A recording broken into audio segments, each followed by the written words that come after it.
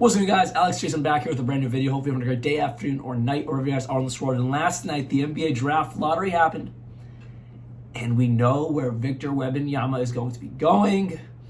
Let's talk about it. Victor Wembanyama is going to the San Antonio Spurs. They're going to be having their third all-time first overall pick. And you know who they selected with the other two? David Robinson and Tim Duncan, and now Victor Wembanyama. If history repeats itself for a third time, I think that's a pretty darn good selection there for the Spurs, because Victor Wembanyama is the most highly scouted and thought of prospect ever.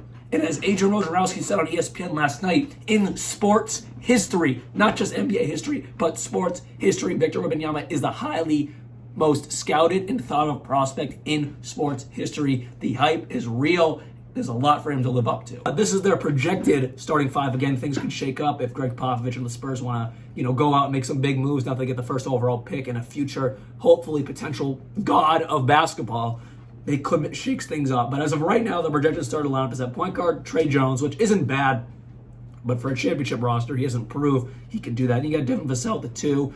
You got Keldon Johnson at the 3, who is usually at 4. But then this website is putting Victor Wembanyama at the 4, which is very interesting. And they're putting Zach Collins at the 5. I'm not opposed to that, because my main concern, I had this with Chet Holmgren last year, and sadly he got hurt. My main concern is that 7'3", 7'4", however tall Victor Wembanyama is, when you're that lanky and skinny, injuries can come pretty relatively easily. We saw that with Chet Holmgren. He played over the summer league, and he got hurt. It wasn't even a real NBA Summer League. He was playing LeBron at the Drew League or something, and he got hurt. And they do not want that to happen to Victor Wembanyama. So I think we saw this with Giannis. He's a prime example. Came into the league extremely skinny, put on so much size, and now he's the Greek freak. He's a monster. So I'm not overly worried about it. I just think he might struggle a little bit being at that 5 position. So I honestly understand putting someone who's bigger, like a Zach Collins, at that 5 position. And then at least for the first year or two of his career, playing Victor Wembanyama at the 4. Imagine have a 7'4" person at your 4. That's just dominant right there. Who's guarding that? No one's guarding that. Who can also dribble, can also drive, can also shoot.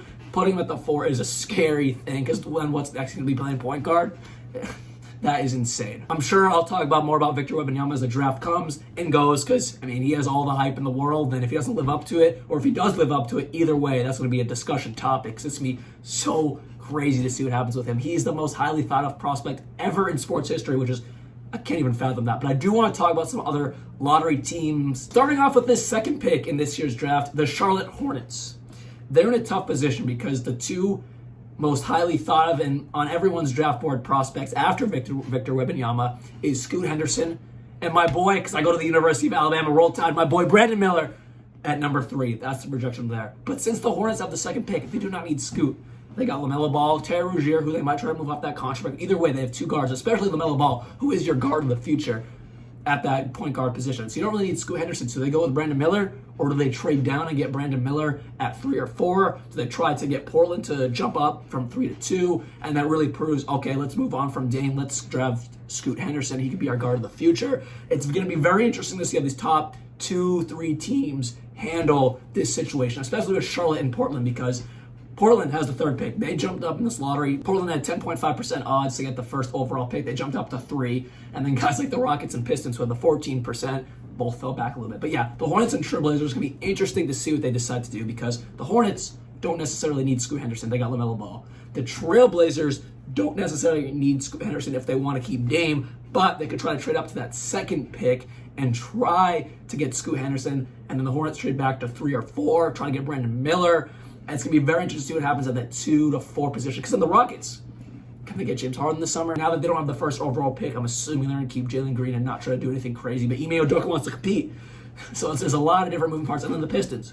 You win, 17, 18 games, and you fall back to 5. What are they going to do? Are they going to try to jump up for someone like Brandon Miller? There's a lot of these really low lottery teams, the top 6 picks, that could make some trades just around that 2 to 5 position to try to move up to get Brandon Miller, to try to get Scoot Henderson. But one other team I want to talk about in this lottery is the Raptors at 13.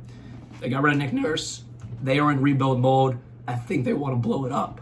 Do you package a trade of Pascal, OG, some other guys like Fred VanVleet, Gary Trent? Obviously not all in one package, but do you want to package some mixture of those? Maybe even Scotty Barnes if you really want to say, let's get rid of them all and try to move up to a top 5 pick.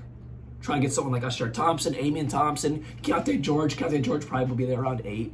But do you want to try to get into that top 5 and package some of those guys and send them to someone like the Rockets, who do really want to compete, who try to get that 4th overall pick and package someone like Pascal, Fred VanVleet, OG, one of the combinations there. Try to jump up to 4, and then you can try to get one of your wings of the future. That wouldn't be a bad idea for the Raptors either. It'd be very interesting to see what happens with the Raptors because I know they want to rebuild. So might as well blow it up, trade some guys, jump into the top 5. It's going to be extremely interesting to see what happens going to the NBA draft.